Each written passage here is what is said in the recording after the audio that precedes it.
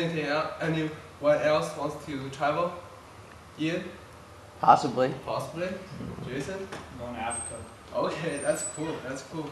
Oh well. So what I suggest is for you all to go to China. Okay, I delivered a survey to this class and found out most of people want to go to China in the future because of China's attractions, culture, and food. However, there are still some people prefer traveling to other countries instead of China. Therefore, I want to give a persuasion speech on traveling to China, and more specifically, why they should go visit my hometown, Shanghai, rather than other cities. I was born and raised in Shanghai, China. I've been living in the city for 18 years. After graduating from high school, I came to the United States for college. I've been learning about my hometown since I was born, and I have been experienced this lovely city for years because my hometown is so great that I want everyone could visit it. I wish everyone could visit there. The problem is that there are many people not interested in visiting Shanghai because they might think Shanghai is just like other big cities, just have tall buildings, nothing new to visit, and food there is pretty much similar to the Chinese food here in Lakeland, and they can't find anything fun about the culture.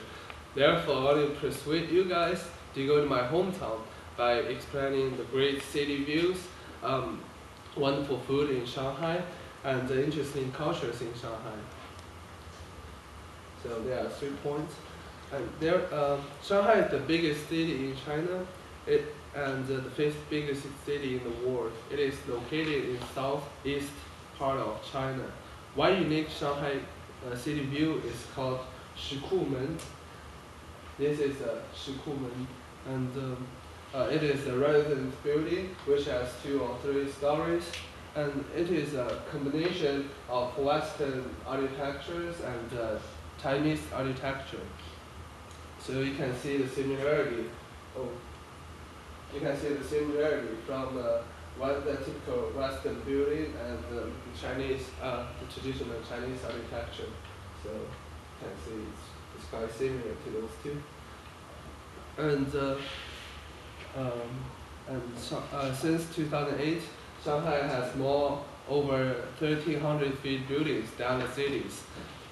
You can see these 4 are super height, and Shanghai Tower, which is this one, now they are constructing. It is going to be the highest building in China. And this one is called Shanghai World Financial Building. It is now the highest building in Shanghai. And especially when you see this building here, it's called Oriental Port TV Tower. This building symbolizes Shanghai. So when you mention people about Shanghai, they all know about this Oriental Port TV Tower. 10 years ago, you don't need to buy tickets. All you need to do is show them a photograph of yourself with Oriental Port TV Tower in the background. Now, since the financial is going down, so you have to pay for ticket. That's not expensive. And the great thing to go there is as you go higher, you can overlook the whole city view.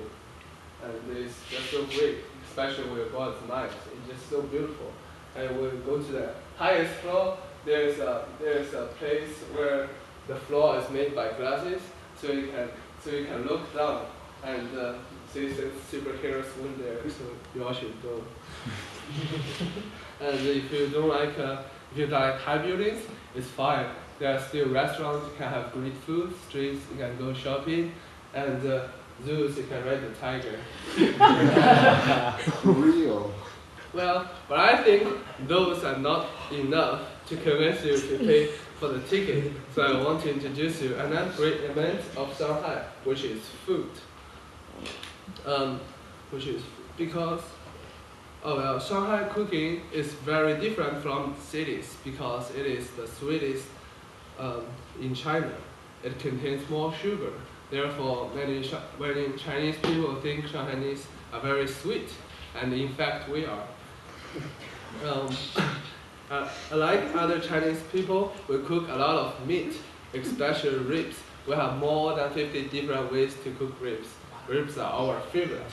Some of my favorites and popular ones in Shanghai are sweet sour ribs, garlic ribs, and steamed ribs. Although they are all made by ribs, they have different tastes and flavors. However, the most type of food in Shanghai is not ribs, but the different kinds of snacks. Shanghai is famous of different kinds of snacks, and most Chinese people just went there for snacks. Especially there's one thing called xiaolongbao, the thin skin dumpling, or they call soup dumpling. It is stuffed by pork, beef, or crab. It has a lot of meat juice inside. The step of eating xiaolongbao is a little bit tricky. So here is a video showing the foreigner people eating xiaolongbao. Okay, this is xiaolongbao.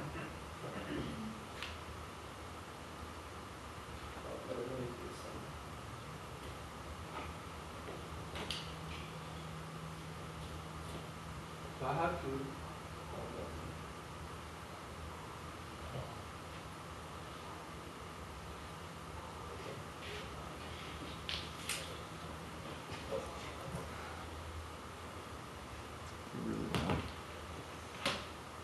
The soup inside. That's so cool! There you go. Yeah, and then you can put it in the vinegar. Well, if you like vinegar, yeah, I like vinegar. Here, you just want to use this one?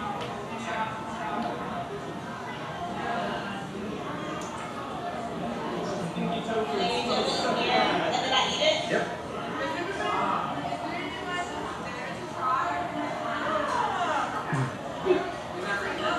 Best dumpling ever!